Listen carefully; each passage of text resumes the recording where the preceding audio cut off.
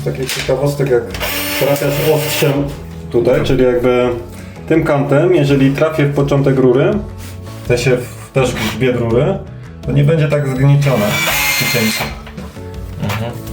Jeżeli bym pierdyknął tutaj, to też mogę pokazać, bo to w sumie rura jest fajna, to jest zupełnie inny efekt, co nie? Znaczy lepiej to trafia, bo to zaczyna jakby wiesz, równomiernie wgryza. Wgryza właśnie, no. Nie, że przygniata, tylko wgryza. Dokładnie. No bo tutaj taka rura zgięta to już jest trochę paskudnie. W zasadzie to ona jest do ucięcia, ten fragment. Taki jest zmasakrowany. Czyli tutaj też profilujesz, nie? Też jest taka drapaczka? Tak, no bo on musi być... Po pierwsze ona prostuje ten kawałek rury, który jest trochę zgięty. Tak, przez to cięcie, no. Po drugie robi fazę, czyli jakby stąd ścina i stąd. I wtedy lepiej to chce wejść. Dobra, no ja teraz tutaj robię sobie przymiarkę, jak to zrobić. No bo tak, jedna rurka 20 nam idzie do tamtych dwóch grzejników, druga rurka 20 idzie nam do grzejników tamtych. Teksowa. No to do góry mamy miedź. Są specjalne kształtki, nietypowe, ale które pozwalają ci przejść takie kolorowe, takie z miedzi bezpośrednio na plastik. O tyle to jest zajebiste, że normalnie to ja bym musiał tutaj przejść na gwint. Ale to są przejściówki? Tak, to jest przejściowa kształtka specjalna. Z jednej strony masz zacisk na miedź, z drugiej masz zacisk na plastik. Okej. Drogie, czy tam, no nieważne. Zajebiste, no bo jakby z jedną kształtką łączysz się z dwóch systemów. Warto wiedzieć, że jest, bo jakby to jest ciekawostka. No ja muszę takie mieć dwa takie zestawy. Okej, czyli przeprowadzając rurki, to już tutaj dajemy plastikowe, tak? Jeżeli chodzi o podłogę. Tak, bo tu już będzie szło w plastikach. Tak, miedzi się nie daje. Miedzi do podłogi się nie daje, po pierwsze, bo droga, po drugie, bo łatwiej ją uszkodzić. Dokładnie, no. Łatwiej ją uszkodzić. Plastik, żeby taki uszkodzić, no to gwóźdź tak naprawdę. Nawet jak ją zgnieciesz trochę, to dalej będzie przewodzić. No, musiałbyś naprawdę się postarać, żeby to zdobyć. Więc pierwsze co robię, no to takie dwa zestawy muszę sobie tutaj poskładać. Patrzę po prostu jak mi się to układa i na jakiej wysokości zrobić dziurę. Czyli mam rozumieć, że, bo wiadomo, że jak ktoś ma grzejniki, no to już raczej odpada ogrzewanie podłogowe, ale załóżmy na to, że ktoś ma fetysz, że lubi mieć ciepłostópki, nie? To tak, bo ja teraz mam ogrzewanie podłogowe u siebie w mieszkaniu, więc czy dalej bierzemy pod uwagę plastikowe rurki przeprowadzone, jeżeli montujemy ogrzewanie podłogowe? Przy ogrzewaniu podłogowym wszystkie rurki, które są, w zasadzie tak, wszystkie rurki, które są w podłodze są z plastiku. Trochę innego niż ten tutaj biały, natomiast też są to rurki plastikowe. Dobra, to jest jeden zestaw. Ja go na razie nie zaciskam, bo zaciskanie zostawiamy na koniec, już wszystko spasujemy. Potrzebuję drugi taki trójniczek sobie zrobić. Ja bym sobie zrobił go tak, żeby ten trójnik był nieco wyżej. Mogły ze sobą obok iść te plastikowe. Przez ścianę zrobimy tutaj dziurkę po prostu otwornicą. Teraz trzeba odmierzyć tą rurkę plastikową pomiędzy. One mają się mijać. Kolano ląduje tu. No więc długość jest pi razy drzwi, coś takiego. Teraz jeszcze tą rurkę da się doprostować. Generalnie jak już im krótszy kawałek rurki plastikowej, tym trudniej ją zrobić z niej prostą rurkę. Więc teraz zrobię prostowankę. No i tu będziemy ciąć.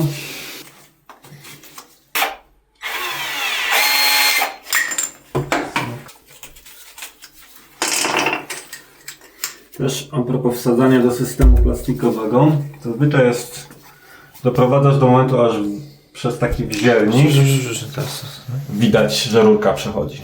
Ona nie może być tam pustki, tylko musi przejść, ją tu widać. Jesteś leworęczny? Nie. Okay. Zależnie od systemu może być coś takiego przeźroczystego jak tutaj. To są różne systemy, no więc tutaj też to wsadzamy. Im większa rurka, tym trudniej ją wsadzić. To są 20, więc przyjemnie to idzie, ale na przykład 32 nieprzyjemnie idzie. No i tutaj znowu ucinamy najkrótszy kawałeczek jaki się da. To już nie ma znaczenia. Przyjdzie nam drugi taki adapterek. Jak dobrze kojarzę, to też trzeba uważać, czy szczęki, jak nie da zbyt blisko tych, czy szczęki nie najdą na siebie.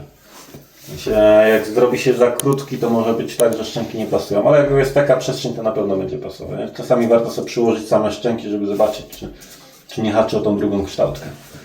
Ale tutaj jakby to nie ma aż takiego znaczenia. To jest ta mocno zgnieciona, więc ją do dupy. No i coś takiego ucinamy.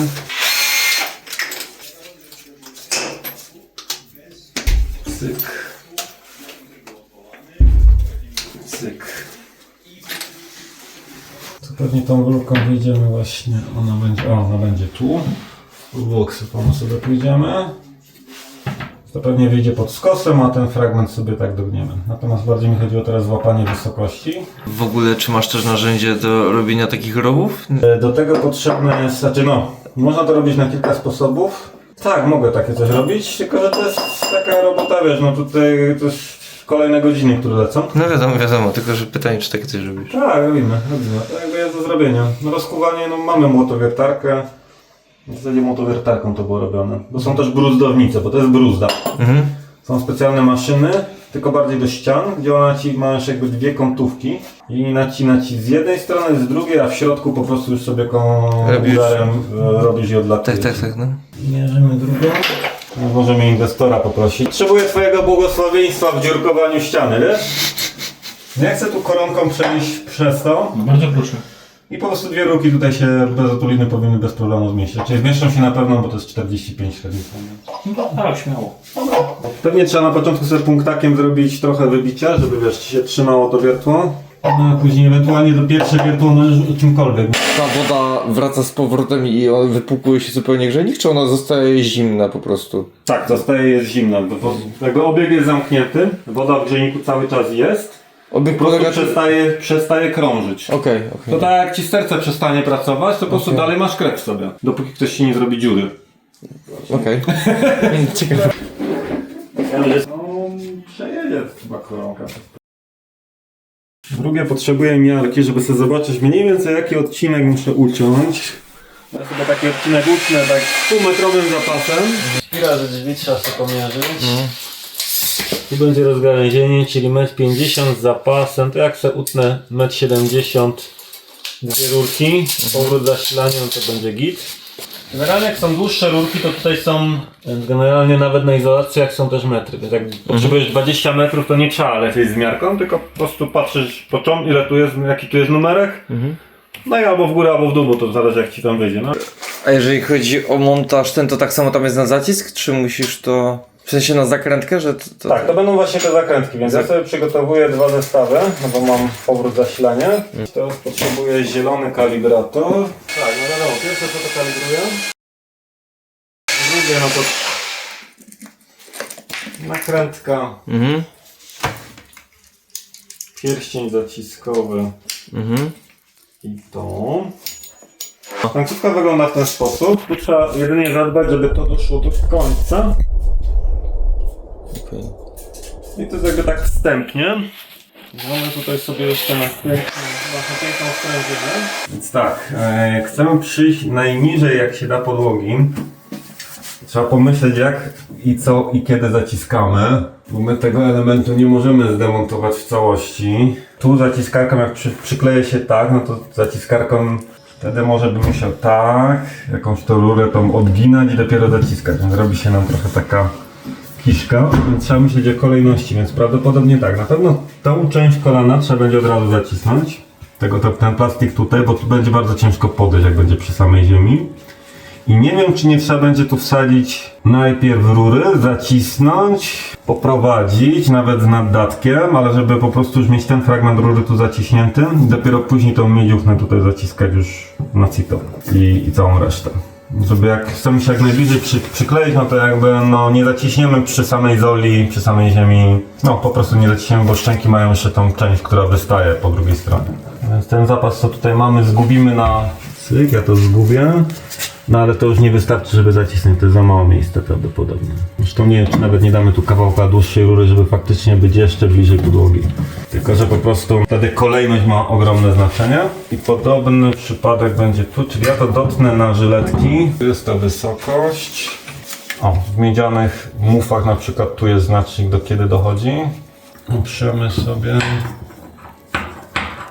Mamy znacznik. Mniej więcej tu cięcie. A tutaj dałbym gdzieś ciut dłuższy kawałek plastiku, żeby po prostu móc sobie to zacisnąć. Nie wiem czy... No, to jeden pieron, który... Dobra, czyli to docinamy, możemy sobie to pozaciskać. No i w zasadzie to zostawiamy. Takie poskładane i będziemy rurki już prowadzić, żeby mieć, tak jak mówię, bo te fragmenty trzeba tutaj pierwsze zacisnąć, bo przy podłodze im niżej podłogi ma być, to musi być no to już później nie będzie na to miejsca. Dobra, z takich ciekawostek, bo zaczynamy zabierać się za zaciskanie, więc tak. Do zaciskania są różne szczęki i na przykład do plastiku mamy w zasadzie dwa typy.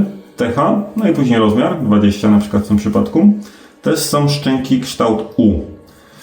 Nie mają U jakby, jak dobrze pamiętam, nigdy nie miałem w rękach. One jakby nie mają znaczenia jak się chwyca za ten pierścień. Się można go źle zacisnąć, natomiast TH jakby się samo pozycjonują, czyli ten pierścień plastikowy, który jest na każdej kształtce, ląduje tutaj. Albo tutaj, bo ona jest jakby zamienna, można albo tak chwycić.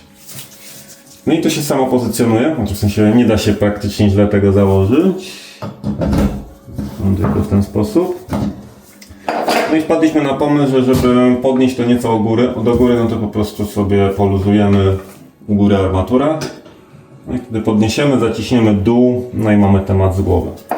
Też z takich uwag, tu mamy kształtki, które są z plastiku PPSU. Ich nie powinno się bez jakiegoś zabezpieczenia zalewać betonem. Więc my sobie naciągniemy izolację ile się da, weźmiemy sobie power tape'a i nawiniemy i tyle. Znaczy głównie chodzi o to, żeby to miało... Myślę, że wylewka taka szybko schnąca to pół biedy. Gorzej jak byłaby woda, jakby długo by to stało w wilgoci, no to mogłoby ten plastik rozpuścić. Taka drobna uwaga. Mosiężne można po prostu zalewać bez zastanowienia. Jak już o szczękach mówimy, to w przypadku szczęk zaciskowych do stali czy do miedzi są też dwa typy. Tylko one już nie są zamienne, bo czy U czy TH to w zasadzie jest praktycznie zamienne. Teoretycznie stalowe mamy albo pod V i pod V są najczęściej właśnie, tu jest O-ring. Są jeszcze wersje pod zacisk M i wtedy O-ring, jeżeli dobrze pamiętam, nie ma tego fragmentu. Inaczej wyglądają te kształtki, jakby jest, od razu praktycznie jest tutaj koniec, nie ma tego wypuszczenia. Na przykład z Kantermu wszystkie kształtki są pod zacisk M. No tylko praktyka pokazuje, że też możesz użyć szczęk V i też trzyma. No tak nieoficjalnie oczywiście. Natomiast no, jak masz szczęki za kilka tysięcy, to nie będziesz kupować zestawu pod inne. W sensie no jest to trochę upierdliwe. Natomiast no jakbym miał lecieć na pełnym ciśnieniu, to niekoniecznie już bym się bawił właśnie, że korzystam z innych szczęk. Czyli lecimy z połączeniem na trójnikach. No, jakby ja sobie od razu jeszcze tu opisuję za pamięci. No, musimy wkleić trójniki redukcyjne. To jest 20, będziemy się to redukować na dwa grzejniki. Zrobimy to, żeby był jakiś zapas. No i tak, to jest zasilanie, to jest powrót, czyli do tej rurki. To jest zasilające, czyli zasilanie prostym. No i to trzeba będzie uciąć, poskładać i zasilanie z tego grzejnika, czyli tu trzeba będzie się zamienić miejscami, jak w przypadku tych rurek. Ale najpierw sobie połączymy ten. Ciachnięcie gdzieś tu. Tu sobie zrobię tak, to nie będę mieć problemu, żeby już mi nachodziło na trójniczek. Cyk. Dobra, weszło. W zasadzie można przymierzyć, czy to mniej więcej już pasuje. Tam pasuje. Problem jedynie z tymi kształtkami jest taki, że one... Plastikowe kształtki, przynajmniej z Kantermu, nie można już po zaciśnięciu tu obracać, jak dobrze pamiętam. To nie wiem, czy w przyszłości jednak nie będę mosiężnych kupować, bo mosiężne, jak dobrze kojarzę, można. No więc to już trzeba dobrze złapać jakby kąty. Teraz się trzeba upewnić, to jest powrót. Zasilanie jest tu, mniej więcej tu.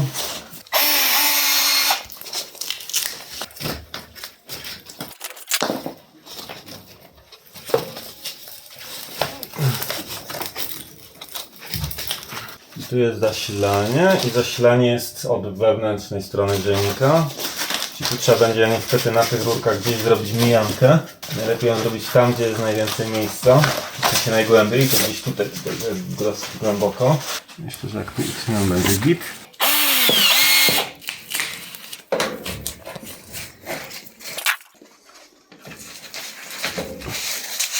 No i to by był jeden trójniczek. No i drugi bydlak musiałby jakoś trafić, żebyśmy tu zrobili mijankę. Można go było jednak zrobić trochę bliżej, ale też będzie miejsce. Myślę, że trzeba by tu gdzieś lądować. Czyli tu wytniemy rurkę.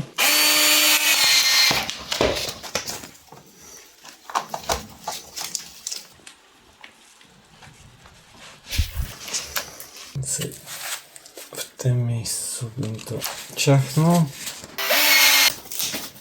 Powrót. Zgadza się. Zgadza. Chyba ciut krótsze musiały być, bo nam za bardzo to wpycha. Trochę zawsze można zgubić robiąc z tego wężyka. Ale no... Zdecydowanie lepiej. Ostatni. Z tego miejsca.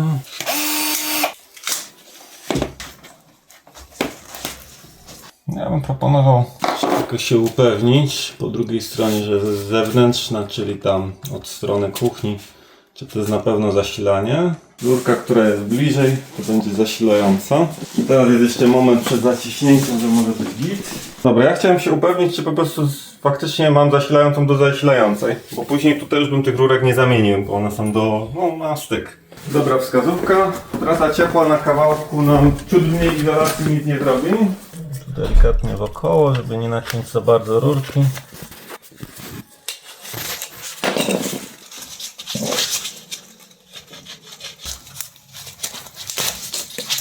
Muszę tam drogę wyciąć.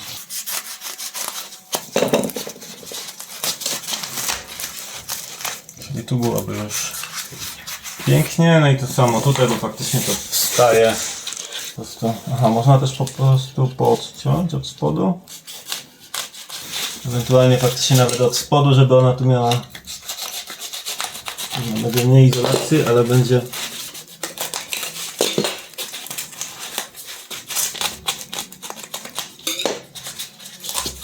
jak coś, to jeszcze można zawsze izolację stąd zebrać. I tu byśmy mieli w zasadzie. Czy to taśmujemy też? Taśmowanie jest dopiero jak zaciśniesz. Teraz, Aha, bo tak, no bo dobra. już nie zaciśniesz. Zapomniałem, że jeszcze wcześniej zaciskali. Więc w sumie, jak tak teraz o tym myślę, to co? Ja ten grzejnik bym podokręcał. Myślę, że to już by trzeba pozaciskać, żebyśmy mieli jedno pomieszczenie już fertiś. Dociskanie to i tak za chwilę, no bo ja to muszę podnieść. Dobra.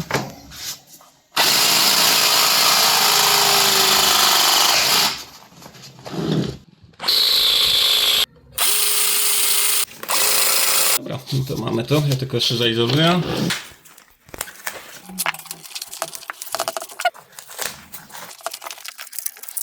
Tak, to teraz jeszcze to.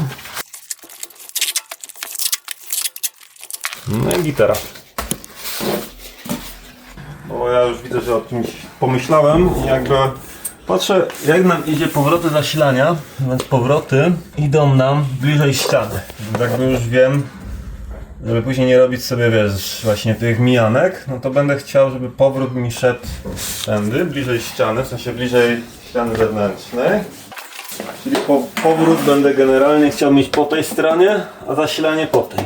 Powrót bliżej ściany zewnętrznej, czyli tu jest powrót, tu jest zasilanie. No bo to od razu już mogę sobie wyprowadzić dokładnie tak jak chcę. No i albo nam się uda zrobić taki ładny łuczek tutaj i tutaj. I na takim ściinku mogę sobie przetestować, jak bardzo ostry łuk jestem w stanie zrobić. A jak nie będzie to satysfakcjonujące, no to trzeba będzie zrobić na kolankach.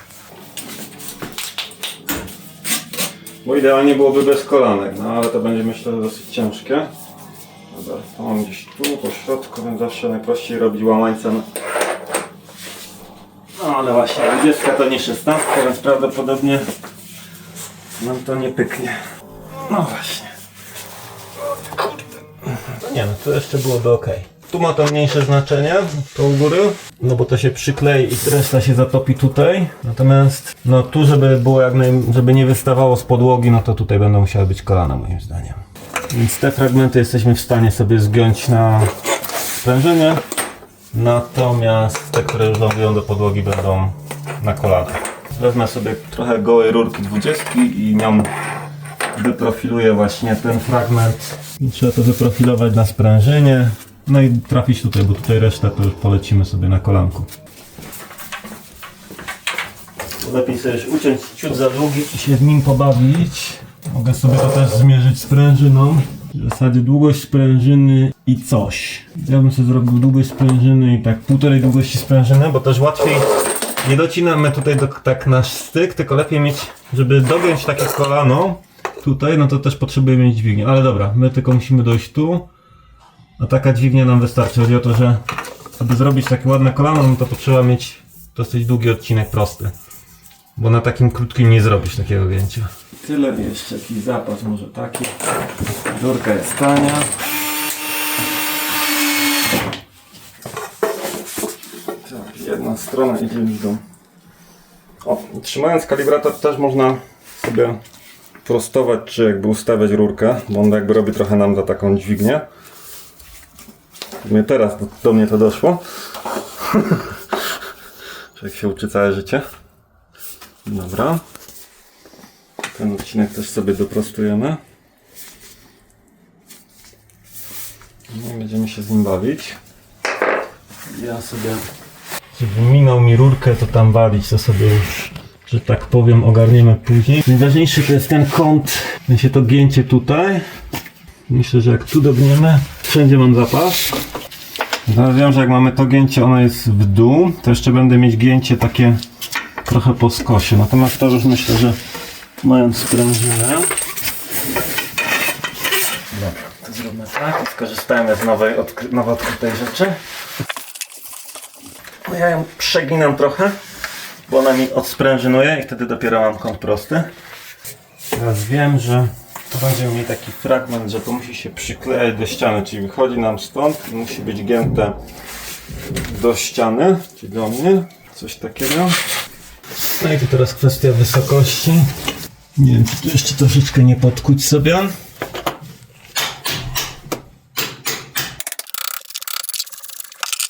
Ja już sobie założę te kolano i zobaczę, ile mi wystaje nad. Coś takiego. Na jakiś centymetr. Wtedy ta szpara. No to 2 cm można to ściąć. No to jest idealne. Lepiej się tego nie da zrobić, że tak to ujmę. Później musimy drugi taki sobie wyrzeźbić do zasilania. No a później tymi rurkami już w izolacji sobie pójdziemy tutaj, tylko najpierw jeszcze można odkurzyć. No i tak, ja potrzebuję trafić do powrotu z tym, minąć się z tą rurką. I tu gdzieś musi być wyjście, to możemy zrobić z ręki. Tylko trzeba sobie to przyciąć, żeby łatwiej się... I to ma być coś w ten sposób, tylko że o jakieś troszeczkę krótsze.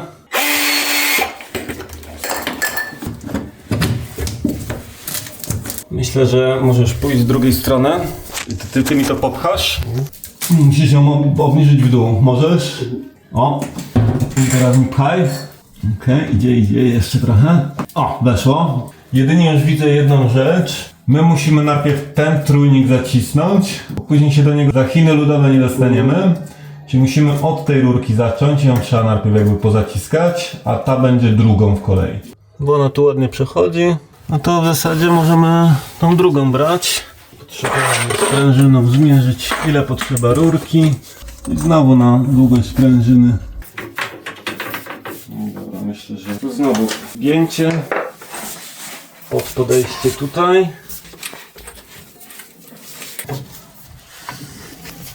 Dobra, to odległość gdzieś taka. Dobra, to ja sobie znowu to poluzuję. Przyj! Jeszcze trochę, jeszcze. O, jest! Dobra. No i tak, i teraz tylko trzeba to jakoś tak dogiąć, żeby tam wylądowało, gdzie było. Możemy zaciskać to, co możemy, ale za wiele nie możemy, bo w zasadzie trzeba by... Pierwsze, co trzeba zacisnąć, to znowu te rurki przy ziemi.